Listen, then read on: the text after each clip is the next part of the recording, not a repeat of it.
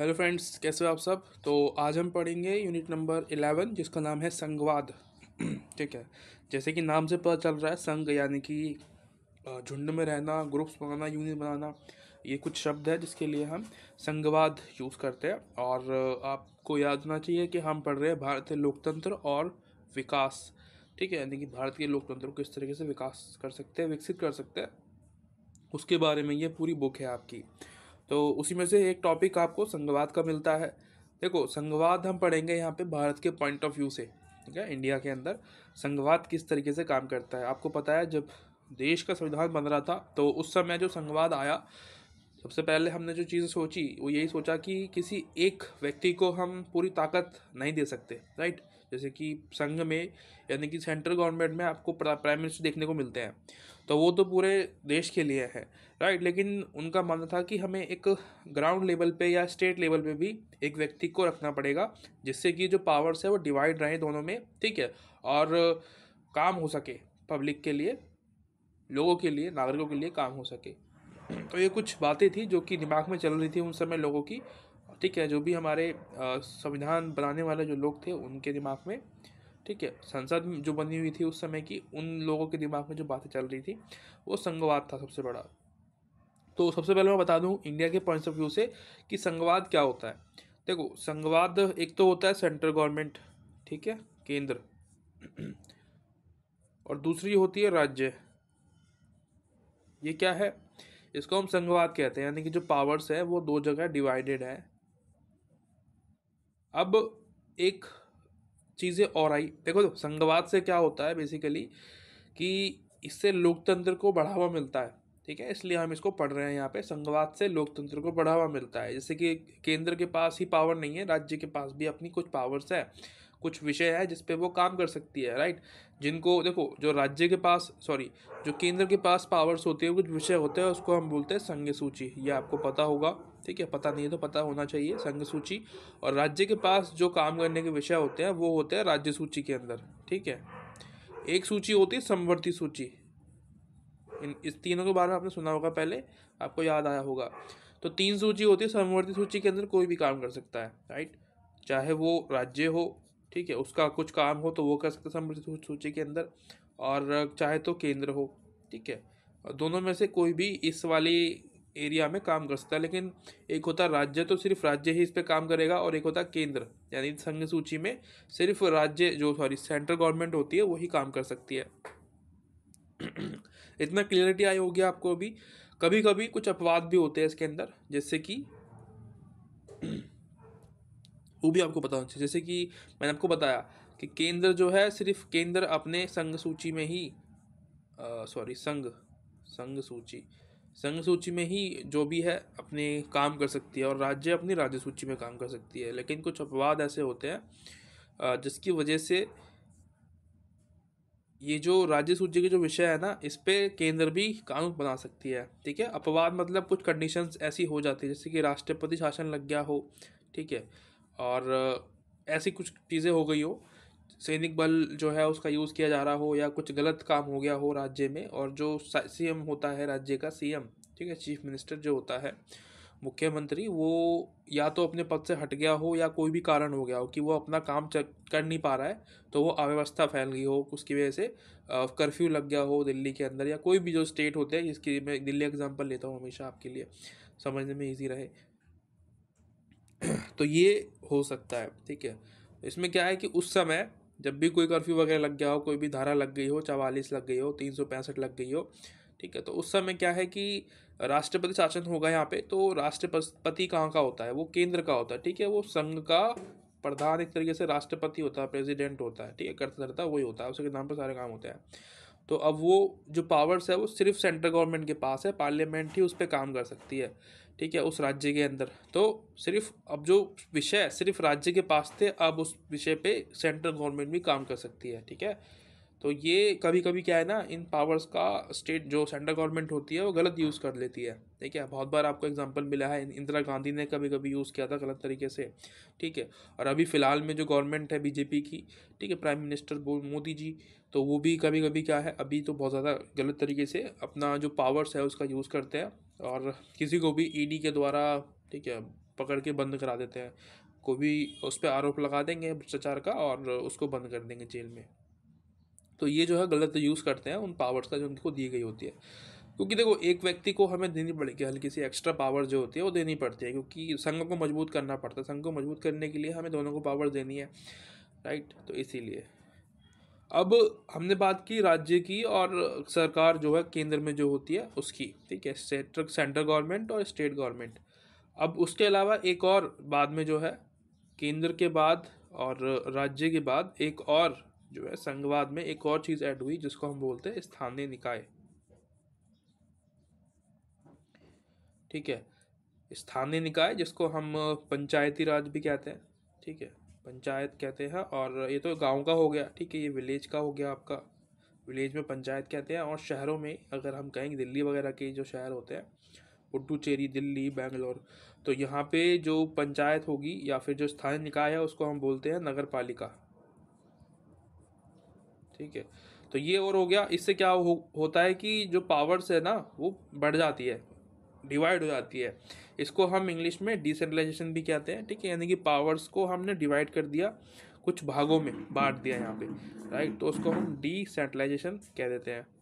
यही आपको पढ़ा रहा था, अभी यहीं पे थे हम लोग, है ना, हम आगे तो गए नहीं थे, इसी के आसपास ही मंडरा रहे थे अभी। तो कोई बात नहीं, वो स्किप हो जाता है कभी कभी, ठीक है। तो ये संघवाद आपने समझ लिया होगा कि क्या होता है, ये ही इसके अंदर मिलेगा आपको, इसके अलावा और कुछ नहीं है, ठीक है। और यहाँ से सवाल जो बनेगा मैं आपको दिखा देता हूँ अभी क्या सवाल बनेगा, आगे आ जाएगा अभी एक सवाल। कार्यक्रम के बारे में बना था एक सवाल पहले, इससे पिछले साल जो पेपर हुआ था इसका, ठीक है। तो आप जो है ध्यान रखना, वहाँ से पेपर एग्ज़ाम में क्वेश्चन आ सकता है। बाकी जो आप अगर मेन चीज़ समझ जाते हो तो फिर दिक्कत ही नहीं है कोई, राइट। जो मेन टॉपिक है सब्जेक्ट का वो आप समझ गए हो तो फिर वहाँ पे कोई समस्या है नहीं आप लोगों के लिए, ठीक है। संघ शब्द का अर्थ यहाँ पे लिखा हुआ है, राइट। ये आपको बताएगा कि संघ का मतलब क्या होता है, ये भी आपको जानना ज़रूरी है, क्योंकि हम पढ़ ही इसलिए रहे हैं कि हमको समझ में आ जाए कि संघवाद क्या होता है। तो कह रहा है कि भारतीय संविधान का अनुच्छेद 1 में ही लिखा हुआ है कि जो इंडिया है यानी जो भारत है वो राज्य का संघ के रूप में घोषित करता है काम, ठीक है। यानी कि जो भी काम होता है वो संघ के रूप में हम यहाँ पे काम करते हैं, जिससे भारत के संघ और उसकी एकता के अविनाशी होने का पता चलता है। निहितार्थ यह है कि किसी भी इकाई के पास छोड़ने का अधिकार नहीं है। भारत की विद्यमान आंतरिक सीमाओं के विभाजन, विलय और रूपांतरण से राज्यों का गठन करना संघ का एकमात्र विशेष अधिकार है, ठीक है। और आपको एक चीज़ तो याद होगी कि जब हम अमेरिका को देखते हैं तो अमेरिका में ना कोई भी व्यक्ति जो होता है, जो अमेरिका में रह रहा है, बेसिकली अमेरिका कोई देश नहीं है, वो एक संगठन है, ठीक है। तो बहुत सारे देशों से मिलके बना हुआ है।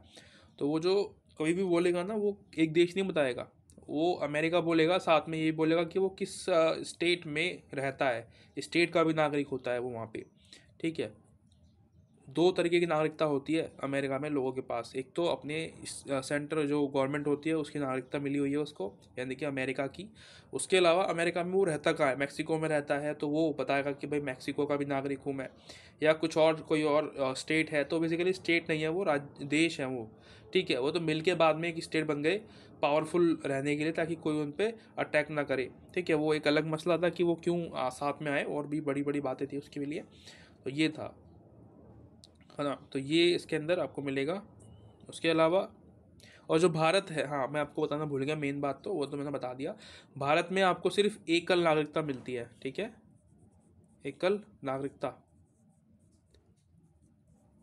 क्योंकि आप भारत के ही नागरिक हो, ना कि किसी पर्टिकुलर स्टेट के। अगर आप ऐसा बोलते हो कि मैं दिल्ली का भी नागरिक हूँ, भारत का भी नागरिक हूँ, तो आपको दो नागरिकता नहीं मिलती इंडिया में, आपको एक ही मिलती है, आप भारतीय हो, ठीक है। आप किसी भी स्टेट में रहते हो कोई मैटर नहीं करता, आप सिर्फ भारतीय हो, आपको सिर्फ एक ही नागरिकता मिलनी होती है, ठीक है। वो एक अलग बात है, आपका एड्रेस पे लिखा हुआ है कि आप दिल्ली से हो, मुंबई से हो, ठीक है, कहीं से भी हो, लखनऊ से हो, ठीक है, महाराष्ट्र से हो, मुंबई वगैरह, गुजरात, वो फ़र्क नहीं पड़ता उससे, आप सिर्फ इंडिया के नागरिक हो अगर आप बताते हो तो, ठीक है। भारत किसी देश को, किसी और व्यक्ति को बताओगे तो आपको ऐसे बताना पड़ेगा कि मैं इंडिया का नागरिक हूँ, क्योंकि इंडिया में कोई अलग नागरिकता नहीं मिलती। फिर आप बताते हो रहते कहाँ हो, उस समय आप बता सकते हो कि मैं इंडिया में यहाँ रहता हूँ, ठीक है, इस स्टेट में रहता हूँ, तो ये जो है आपको याद रखना है, क्योंकि हमारे पास एकल नागरिकता का अधिकार है। बस संघ के पास भारत के संघ में नए क्षेत्र का शामिल करने का अधिकार होता है।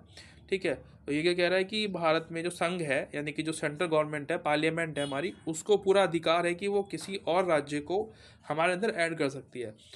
किसी और राज्य को ऐड कर सकती है, मतलब जैसे कि अभी हमारे पास में बंगाल है। ठीक है, बंगाल बंगाल जो है एक अलग देश है ना, आपको पता होगा। तो अगर वो चाहे ना तो हमारे यहाँ पे ऐड हो सकता है, कोई दिक्कत नहीं, क्योंकि बंगाल ही एक अलग राज्य है जो कि हमारे एकदम पास है। ठीक है, बंगाल हो सके या नेपाल हो सके। ठीक है, नेपाल भी जो है वो हमसे हमारे साथ आ सकता है, तो वो भी जो है ऐड हो सकता है, या पाकिस्तान का कुछ क्षेत्र हमारे पास आ जा सकता है, तो हम उसको ऐड कर सकते हैं। तो ये अधिकार सेंट्रल गवर्नमेंट के पास आपको देखने को मिलता है। ठीक है, सेंट्रल गवर्नमेंट ऐसा कर सकती है। आज भारत 28 राज्यों और 7 संघीय क्षेत्रों से मिलकर बना है। तो ये इन्फॉर्मेशन गलत है। हमारे पास 28 राज्य तो है, लेकिन 7 नहीं, हमारे पास 8 संघीय क्षेत्र है। ठीक है, कितने हैं? 8 संघीय क्षेत्र है। संघीय क्षेत्र यानी कि यूनियन टेरिटरीज जो है अब 8 हो गई है हमारे पास। ठीक है, पहले कम थी, अब ज़्यादा हो गई है। और शायद वो जो जम्मू कश्मीर और लद्दाख वाला एरिया था, वो हमारे पास एक और एक्स्ट्रा में आ गया है। ठीक है, लद्दाख को शायद एक यूनियन टेरिटरी में आ दिया है, जहाँ तक मुझे अभी दिखाई दे रहा है, क्योंकि अभी वहाँ पे प्रोटेस्ट चल रहा है, उनको राज्य बनाने के लिए वो बात कर रहे हैं। ठीक है, अभी आप रिसेंटली अगर देख रहे हो, अगर आप आज तारीख कितनी है, आज है आपकी 2 अप्रैल।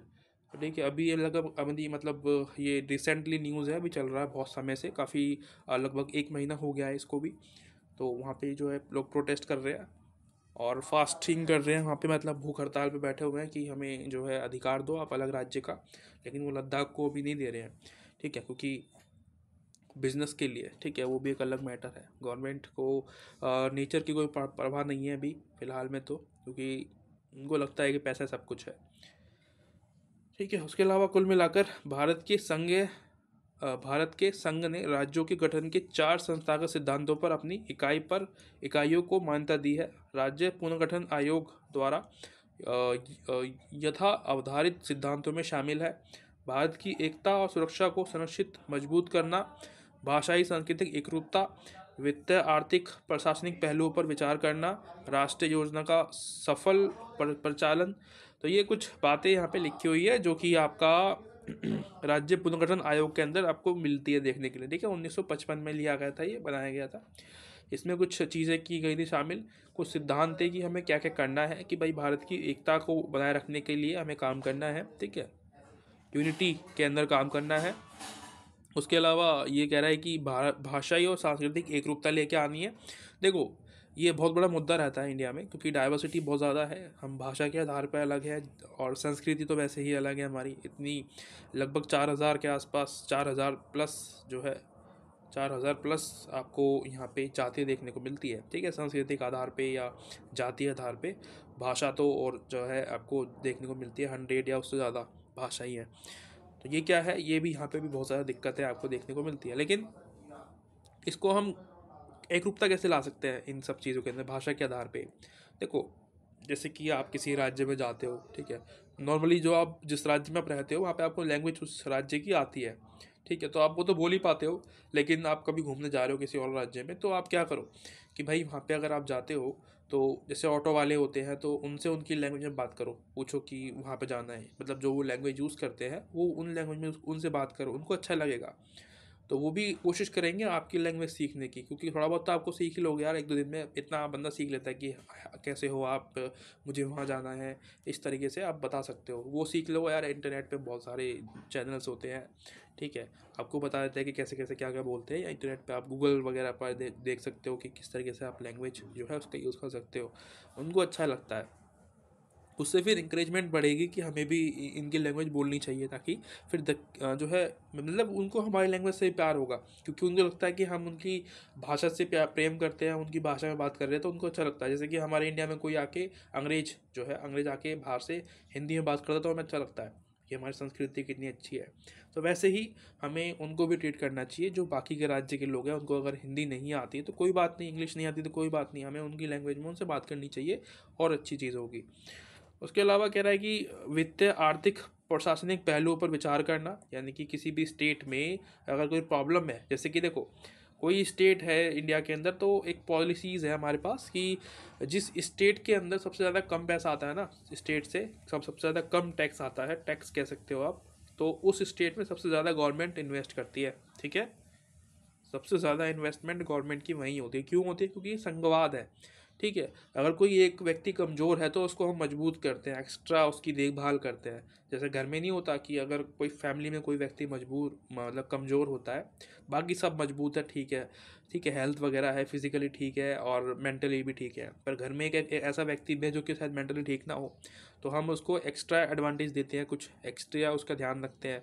हमारी जो फैमिली में होते हैं पेरेंट्स जो होते हैं उसको ज़्यादा ध्यान देते हैं। तो ये इसलिए होता है कि वो तो चलो ठीक है, बाकी के लोग तो एकदम परफेक्ट है, उनको कोई दिक्कत नहीं है, लेकिन ये एक अकेला जो है थोड़ा सा कमज़ोर रह गया है, तो इसको हम ठीक कर सकते हैं।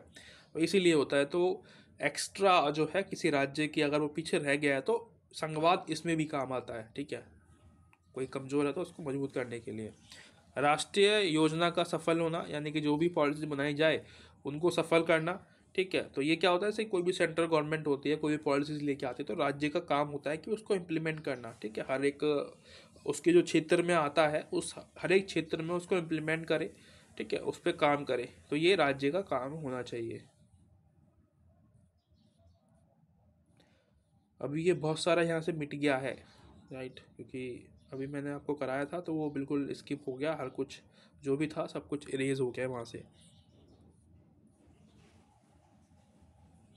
अंतरराज्यीय समन्वय, ये क्या कह रहा है, ये प्रमुख एक संस्तुतिकारी निकाय होने के नाते परिषद से निम्न कर्तव्यों को पूरा करने की अपेक्षा की जाती है।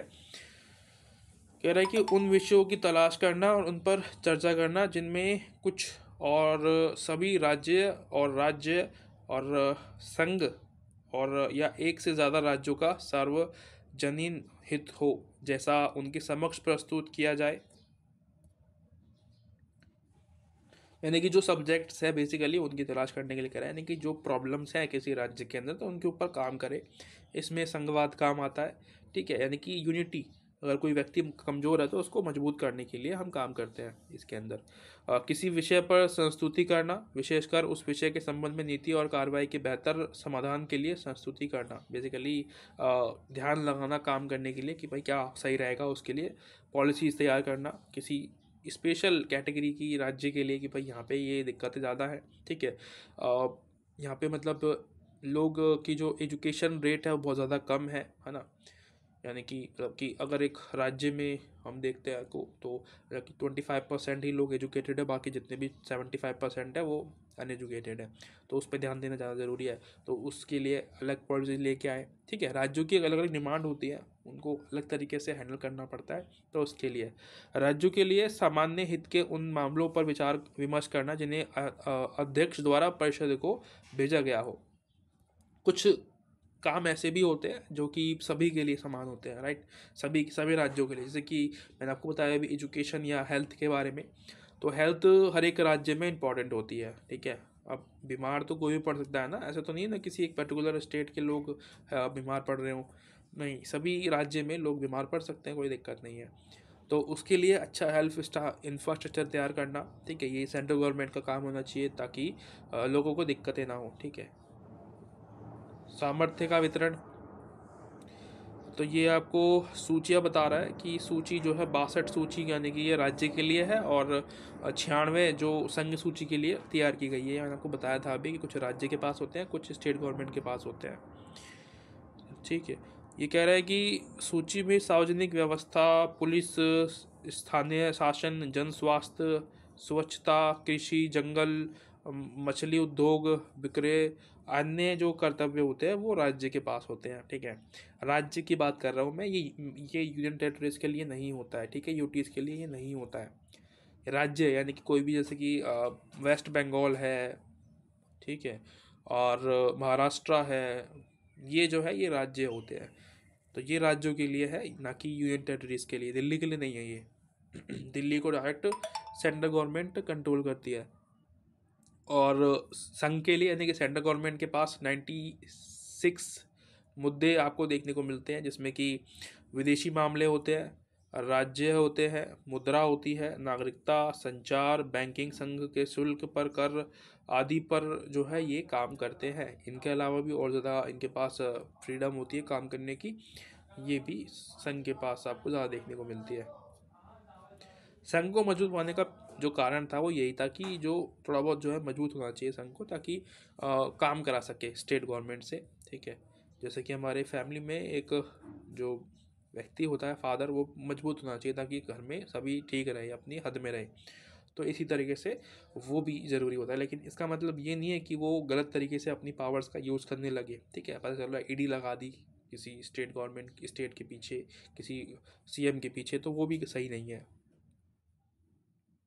संघीय तंत्र की कार्य प्रणाली सिस्टम की बात कर रहा है कि ये इम्पोर्टेंट था, बेसिकली ये आपका लास्ट में आया था। ठीक है, लास्ट जो प्रीवियस ईयर क्वेश्चन पेपर था उसमें मैंने देखा था संघ की कार्य प्रणाली के बारे में पूछ रहा था, यानी कि सिस्टम कैसे काम करता है। मैंने आपको बता दिया है वैसे सब कुछ। ठीक है, ये इंडिया के आपको पॉइंट ऑफ व्यू से बताना है कि कैसे भारत में काम होता है। कह रहा है कि भारत में संघवाद ने प्रबल केंद्रीकृत प्रवृत्ति का प्रदर्शन किया, जिसमें संघ सरकार ने अपनी संवैधानिक सामर्थ्य से ज़्यादा शक्तियों का संचालन किया। और ये सत्य है कि संविधान सभा या संविधान संघ में संघीय शक्तियों के परिस्थिति जन्य केंद्रीकरण की अनुमति देता है, क्योंकि परंतु ये अभी भी सामान्य स्थिति में भी राज्यों की संघीय स्वायत्ता शक्तियों का निलंबन नहीं करता। और केंद्र ने किस प्रकार राज्यों की स्वायत्ता में हस्तक्षेप किया। तो ये बेसिकली कुछ सवाल लेके आता है कि जैसे कि बहुत बार आपको देखने को मैंने आपको बताया था पहले भी कि सेंट्रल गवर्नमेंट ऐसा करती रहती है। ठीक है, बदमाशी करती है, दिखाने की कोशिश करती है कि मैं पावरफुल हूँ। उसको दी हुई है पावर्स गवर्नमेंट ने, या गवर्नमेंट की बात करो संविधान ने, तो इसका मतलब ये नहीं कि वो गलत यूज़ करेगा उसका। आपको बहुत ज़्यादा एग्जांपल देखने को मिलेंगे कि संघ ने यानी कि सेंट्रल गवर्नमेंट ने राज्य को धमकाने के लिए, डराने के लिए अपनी पावर्स का गलत इस्तेमाल किया है। ठीक है, मिसयूज़ जिसको कह सकते हैं। इंदिरा गांधी ने किया था, अभी नरेंद्र मोदी जी कर रहे हैं। ठीक है, तो ये है, ये आपको बताने की कोशिश कर रहा है।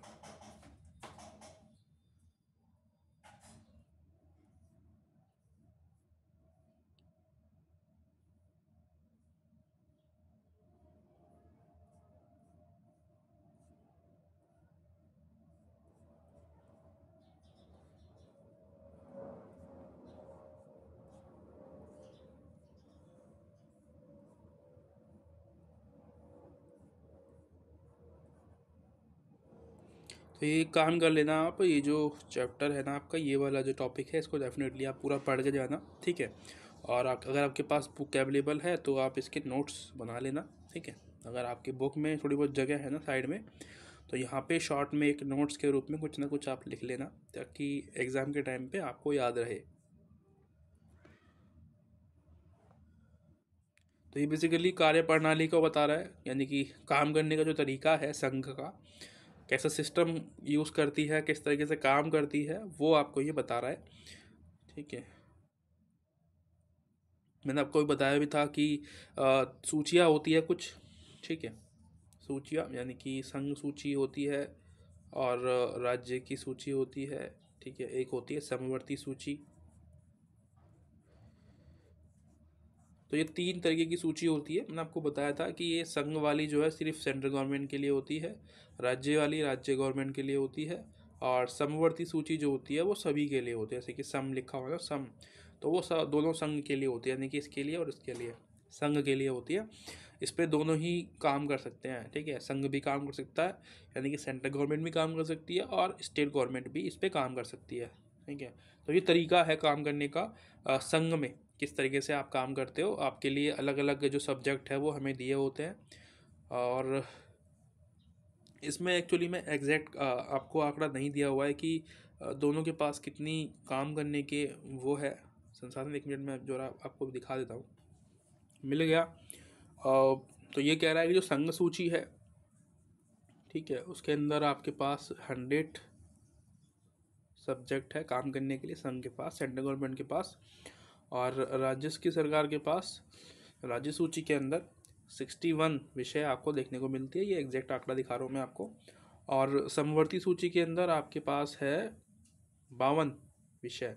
ठीक है, ये 52 विषय पे दोनों गवर्नमेंट यानी कि सेंट्रल गवर्नमेंट और स्टेट गवर्नमेंट काम कर सकती है। ठीक है जी, आपको पता होना चाहिए सेंट्रल गवर्नमेंट यानी कि जिसकी अब मैं बात कर रहा हूँ, इसमें दो लोग आपको देखने को मिलते हैं। एक तो लोकसभा होती है, एक राज्यसभा होती है। ठीक है, सेंटर के अंदर आपको विधायिका देखने को मिलती है। ठीक है, विधानसभा भी कह देते कभी कभी। ठीक है, और एक इसमें विधान परिषद भी आपको देखने को मिलती है कहीं कहीं। ये विधान परिषद आपको सभी राज्यों में नहीं मिलेगी, कुछ कुछ राज्यों में आपको ये विधान परिषद मिलती है। ठीक है, वो मर्जी पे डिपेंड करता है उस राज्य के विधानसभा पे कि वो चाहते हैं विधान परिषद रखना या नहीं चाहते हैं। ठीक है, क्योंकि कुछ कुछ राज्यों में ना उनको लगता है कि ये जो विधान परिषद है ये वेस्ट ऑफ टाइम है, कोई फ़ायदा नहीं है इसका। तो ये है हमारा कार्यप्रणाली, किस तरीके से इंडिया में काम होता है। ठीक है, संघ के स्तर पे। और आपको मैंने बताया ये भी था कि सिर्फ सेंट्रल गवर्नमेंट और स्टेट गवर्नमेंट नहीं होती। ठीक है, यानी कि केंद्र सरकार ही और राज्य सरकार ही नहीं है। ठीक है, इसके अलावा भी हमारे पास एक स्थानीय निकाय भी देखने को मिलता है, यानी कि हमारे अब 3 स्तरीय व्यवस्था है जिसको लोकतंत्र को बढ़ावा देने की बात की जाती है। ठीक है, इससे क्या होता है, अगर जितनी ज़्यादा लोगों के पास पावर्स होंगी, ठीक है, लोगों के पास पावर होगी, उतना ही ज़्यादा लोकतंत्र, ठीक है, लोकतंत्र मजबूत होगा। ठीक है, लोकतंत्र मजबूत होगा। तो ये है छोटी सी चीज़। स्थानीय निकाय आपको पता होना चाहिए, मैंने लिखना भूल गया मैं।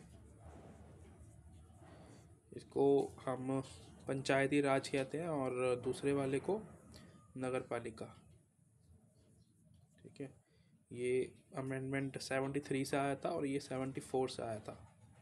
ठीक है, इतना ही काफ़ी है इस चैप्टर के लिए। बाकी इसके अंदर और कुछ नहीं मिलेगा पढ़ने के लिए। ठीक है, ये वही इसी को कहते हैं विकेंद्रीकरण। ठीक है, जो आपको अभी मैंने बताया था, स्थानीय निकाय जो आप देखते हो, जिसमें कि पंचायती राज और नगर पालिका आपको देखने को मिलती है। ठीक है, इसी को इंग्लिश में डिसेंट्रलाइजेशन भी कहते हैं।